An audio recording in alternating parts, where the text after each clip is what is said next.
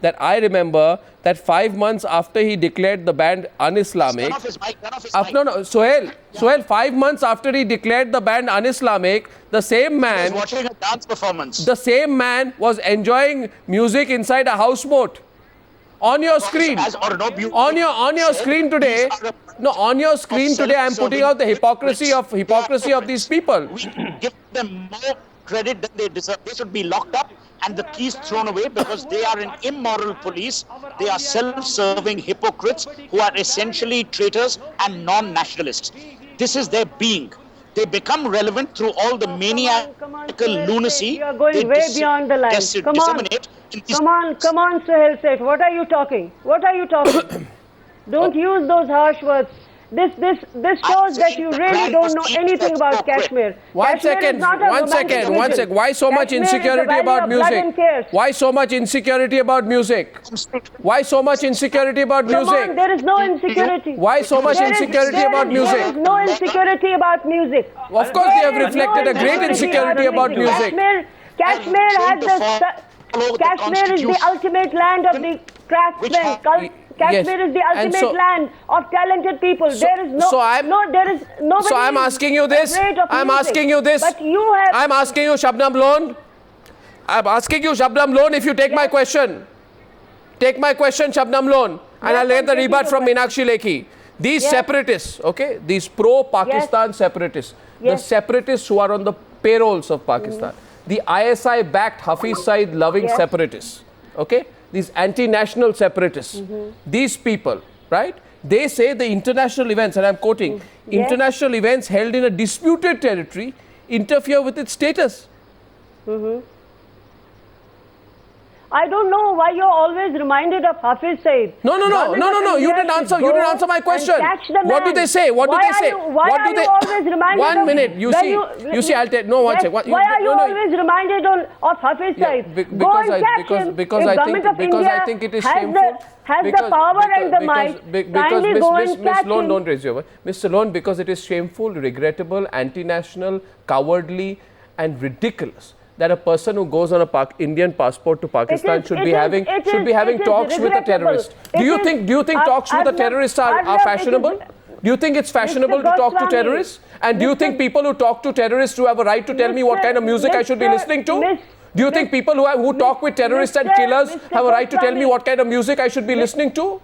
Do you think the same people who... Can I speak? No, do you think people who talk to Hafiz Saeed have the moral right to tell me whether I have the right to listen to music? I think, Mr. Goswami, I think we are all a bunch of hypocrites here. No, I certainly am not. I don't know. I certainly you wouldn't be speaking for me on that. Because I'm very clear on this. Because I'm very clear on this. These people say... Why are you in...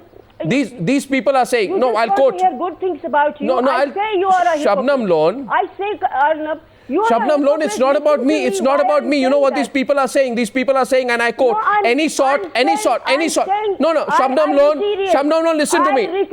Shabnam Lone, I am asking you today. I am asking you today. I am asking you today something. Why I'm saying? I'm asking you. But listen, yes, I'm asking you. I am asking you. Do you go to cinema halls? Do you go to cinema halls? Do you go to cinema halls? Come on, Arnab. Why should the people of your state not have a right to go to cinema halls? Give a yes or no answer. Yes or no answer. Come on. Yes or no.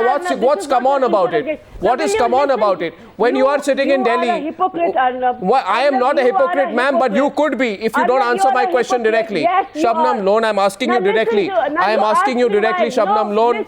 I will ask you directly once again. You are a hypocrite. Shabnam Lone, when I ask you... Shabnam Lone, when I ask you a straight question, you call me a hypocrite. I'm asking you once again, do you watch a movie when you are in Delhi? Do you go to concerts when you are in Delhi? Do you not listen to music that is played by all girls bands when you are in Delhi? And if that is allowed in Delhi for you, why would you not allow it for the people of your state? It is a land of blood and tears. Really? It is not a land of only beauty, joy, love and longing. This is some romantic version that you people have created. You didn't answer my question. Come to the basic issue. You didn't answer my question. We are caught between Pakistan and India, wrangling over us. You know something. You got sensitive. Come on, we are caught between Atul Shabnam Lone. I am asking you, why don't you want to listen? You think I'll ask you a tough question? You think I'll ask you a tough question? I'm not. Oh, come on. Then you have to listen. Then you have to wait for a while. Because very often, many panelists use that strategy. Many panelists use the strategy of not stopping to speak because they are afraid of the question I will ask. So I'll ask you the question. I'll ask you. Oh, thank you. Thank you. So here's a question. Here's a question to an advocate of the Supreme Court, someone from Kashmir, who believes the Supreme Court of India, who's from Kashmir. I'm asking you, yes. Do you go to cinema halls? Do you listen to all-girl bands? And would you go to a concert? And if you would, yes, I love music. While you are in Delhi, if you would, then how could you force a different standard for the people of your state? Listen, when I go to London, when I go to US, I enjoy concerts. Okay. I love music. Okay, so these separatists so those who don't have the money to go to London can't enjoy concerts. And I don't. So the people of Kashmir who don't have the money to go to London like you, those who can't go to London like you have no right to enjoy music. It's a privilege for an elite. It's a privilege for an elite from Kashmir who can globetrot. Now listen to me. So you would listen to a Zubin Mehta concert in London, but you won't allow the people of Kashmir to listen to one. I earn my money and I have earned it by dint of ability. But what is this hypocrisy? Who's a hypocrite now? And who's a hypocrite now? I pay my taxes regularly. And I'm not a scamster like many of your ministers in the central government. We are not scamsters. Miss Lone, I think the case is very simple. And it is by dint of my hard work that I have earned that money. Comment? And I know what to do with it. That's all. It's all right. Meenakshi. My question boils down to Miss Lone and Farooq Sahab, Mr. Bhatt. I have very simple question to ask, and I pose a particular statement. Simply said that these people are enjoying music, they love brotherhood, they are peace-loving. Everything is possible but for the local Kashmiris to begin with. Number two, music is good. Let us speak, Farooq Sahab. Good. Kashmir is not romantic place. All those things, but the lady will practice in the Supreme Court of India, earn money in Delhi and spend it in London. That is not hypocrisy, but the messenger of love wanted to give lesson in love to everyone who thought he would, but has no lesson to be given either to Grand Mufti or to all-girls band or to people who have changed the culture of Kashmir from Firan and Kasab to hijab and burqa. He has no message for them. The Talibanization who burn the Palladium cinema, they have no message for them. Scared of them. What you call separatists, I don't call them separatists, I call them anti-nationals, and that is what they need to be addressed as.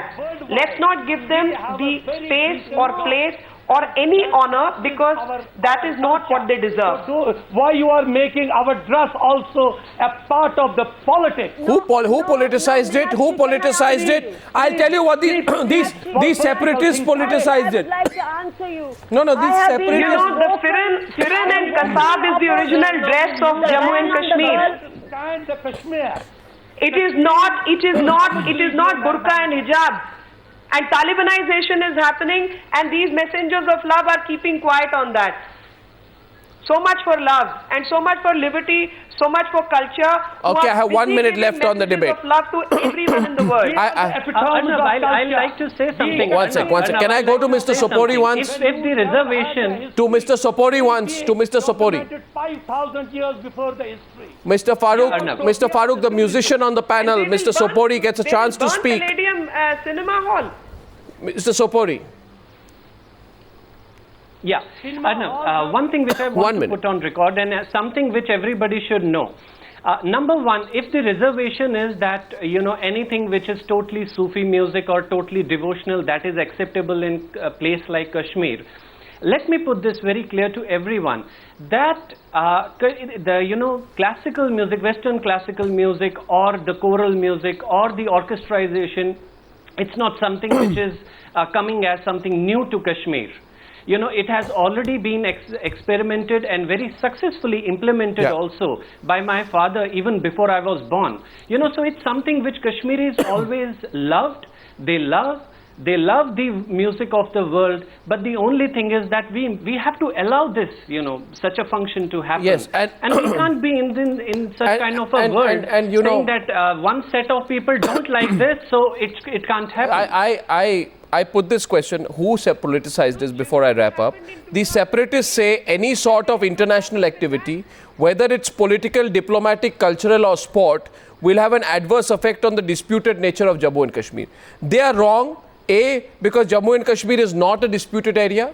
It is an integral part of India by the elected representatives of Jammu and Kashmir way back in 1954 when they unanimously ratified the state's accession to India, and which the constitution adopted in 1956. So they should get there, they should look back into their history. The second point is this, my question goes to the people of Jammu and Kashmir.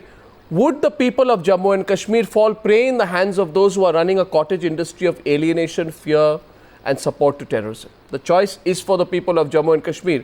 I'll follow this story, but we want to know where Omar Abdullah stands on it as well. Thank you very much for joining me on debate number 2 on the News Hour tonight.